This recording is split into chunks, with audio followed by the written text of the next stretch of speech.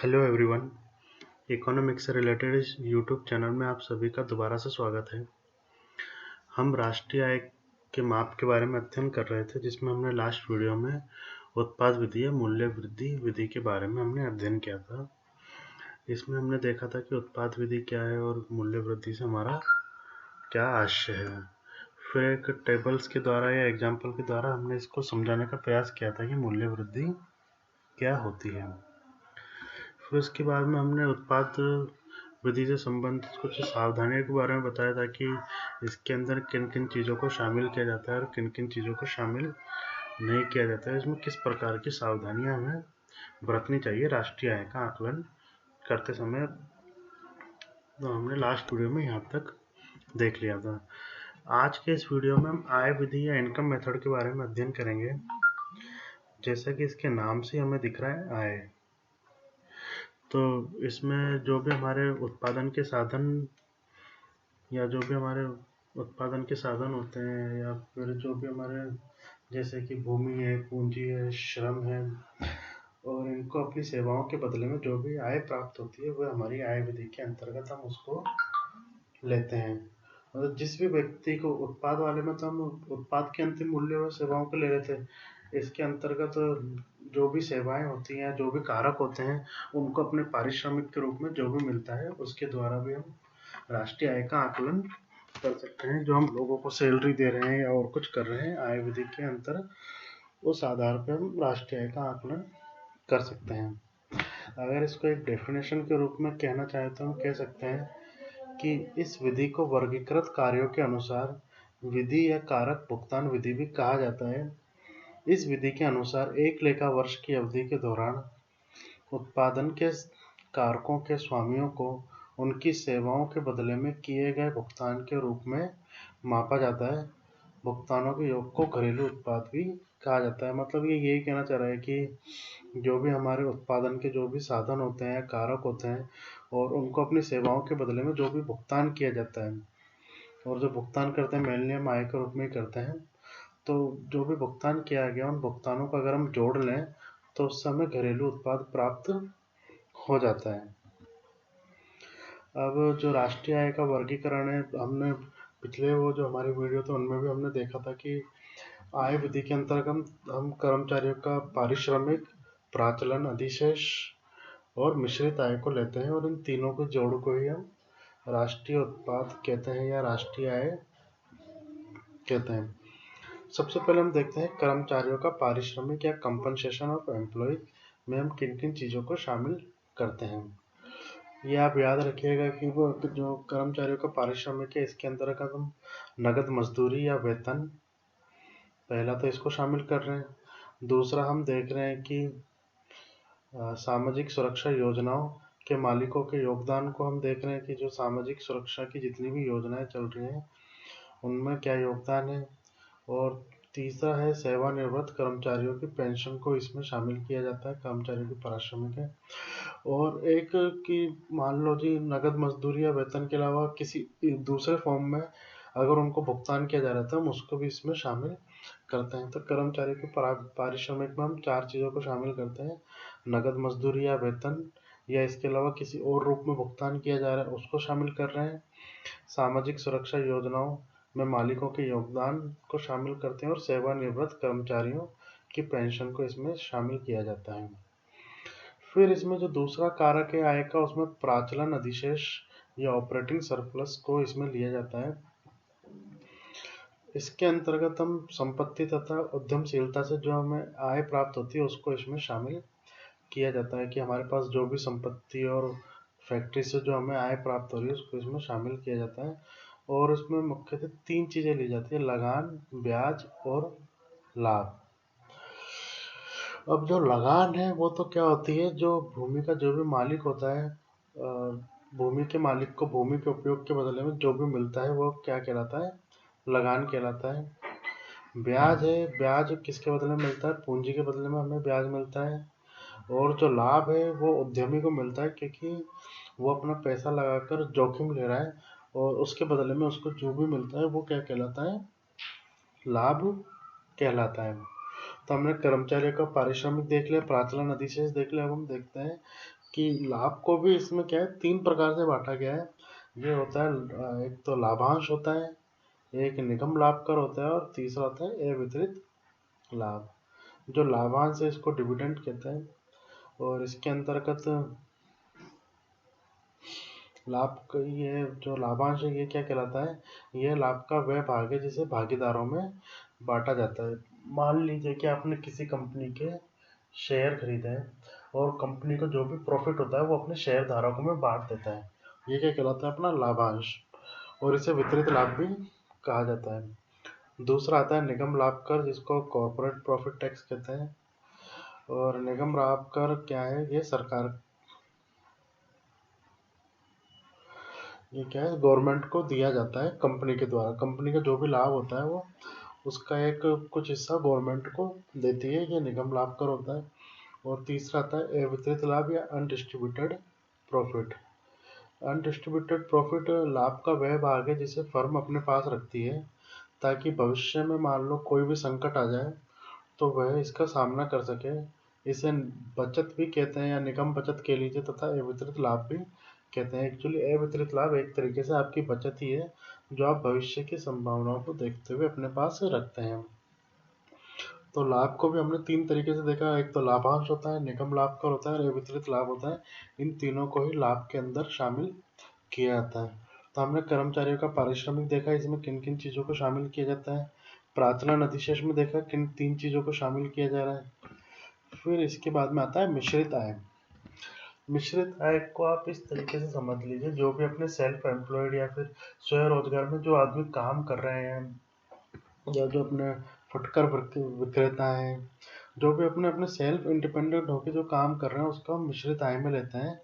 और ये व्यक्ति अपने भूमि का, श्रम का और उद्यमशीलता का प्रयोग करके जो भी वस्तुएं और सेवाओं का उत्पादन करते हैं उस आय को इसमें शामिल किया जाता है। अब जो भी अपने श्रम, भूमि और पूंजी का प्रयोग कर रहा है तो उसके बदले में उन्हें मजदूरी, लगान, ब्याज और लाभ मिलता है और ये इन सबका ही मिश्रण होता है, इसलिए इसे क्या कहते हैं, मिश्रित आय भी कहते हैं।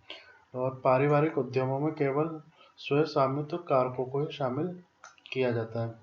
अतः जब हम राष्ट्रीय आय का आकलन आय विधि के द्वारा करते हैं तो हम इसमें 3 चीज़ों को शामिल करते हैं। इन तीनों के योग को ही राष्ट्रीय आय कहा जाता है। इसमें पहला तो कर्मचारियों का पारिश्रमिक प्लस प्राचलन अधिशेष प्लस मिश्रित आय। अगर हम इन तीनों को जोड़ देते हैं तो हमें शुद्ध घरेलू उत्पाद या एनडीपीएट फैक्टर कॉस्ट प्राप्त होता है। और अगर हम एनडीपीएट फैक्टर कॉस्ट में विदेशों से प्राप्त शुद्ध साधन आय को जोड़ देते हैं तो हमें एनएनपीएट फैक्टर कॉस्ट या राष्ट्रीय आय प्राप्त हो जाती है आय विधि के द्वारा।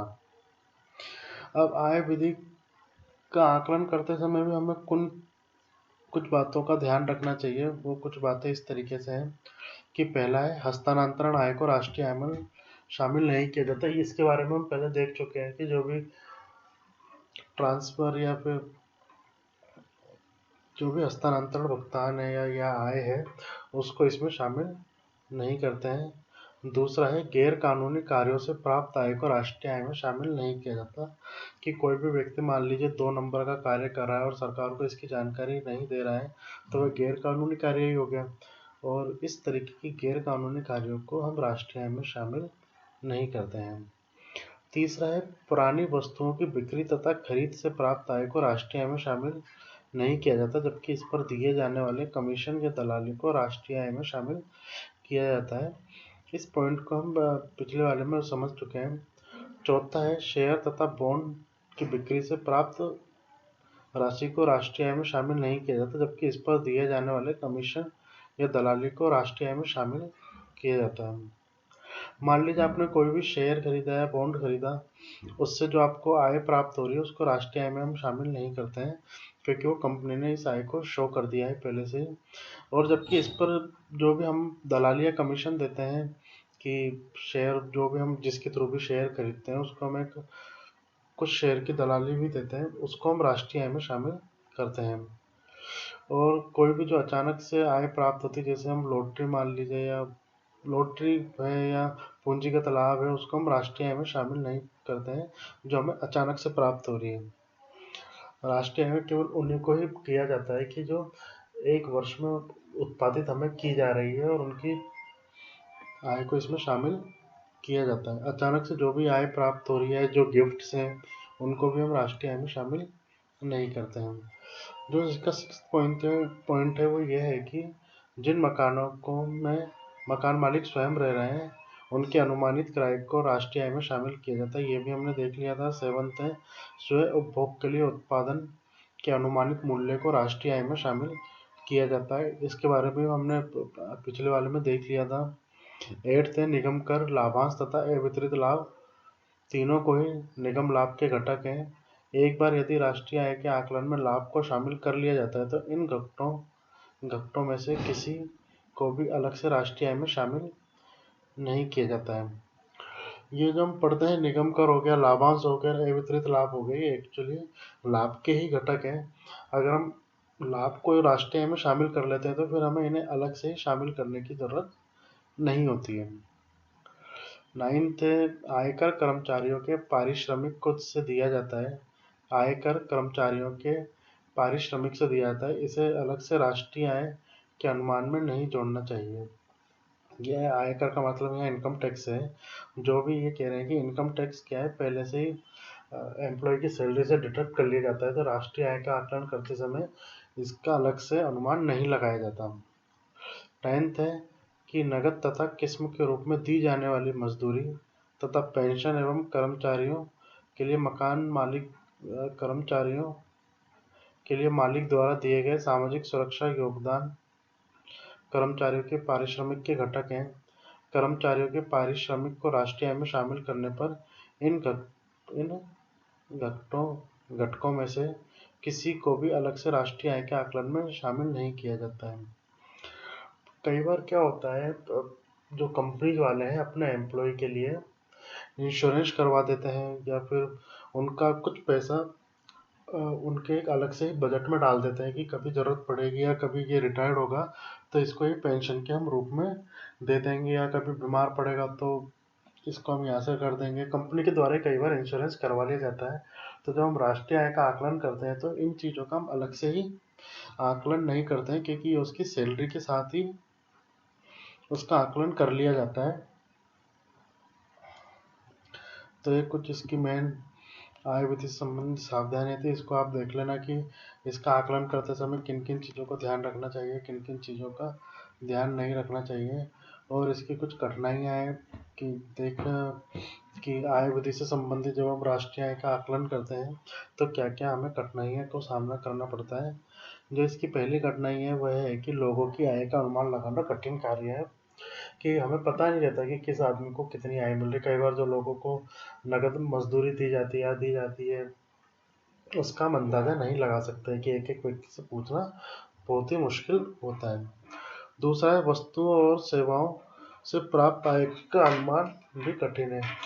वस्तुओं और सेवाओं से आय का अनुमान इसलिए कठिन मानते हैं कि मान लीजिए आप किसी दुकानदार के पास गए, आपने सामान खरीदा, तो अधिकतर लोग बिल नहीं लेते हैं, तो इसका पता ही नहीं लग पाता कि वस्तु और सेवा कितनी बिकी कितनी नहीं बिकी। इसका भी एक अंदाज़ा लगाना बहुत मुश्किल है। तीसरा है, अशिक्षित और पिछड़े देशों में जहां अधिकांश लोग आय का ठीक ठीक हिसाब नहीं रखते हैं, ये विधि उपयुक्त नहीं हो सकती। ये भी ऊपर वाले जो दोनों पॉइंट है उसको एक तरीके से डिस्क्राइब करने की बात कर रहा है कि जहाँ कम शिक्षित लोग होते हैं वह अपनी आय का ढंग से हिसाब नहीं लगाते, और इसलिए यह विधि उपयुक्त नहीं हो सकती कि मेरी इतनी आय हुई, इसकी इतनी आय हुई, तो ये विधि ज़्यादा उपयुक्त नहीं मानते। ये कुछ इसकी कठिनाइयाँ हैं, इसको आप देख लेना। आय विधि के बारे में हमने देख लिया। इससे रिलेटेड आपको कोई भी प्रॉब्लम हो, समस्या हो तो आप पूछ लेना। नेक्स्ट वीडियो में हम व्यय विधि या एक्सपेंडिचर मेथड के बारे में अध्ययन करेंगे। Okay, thank you.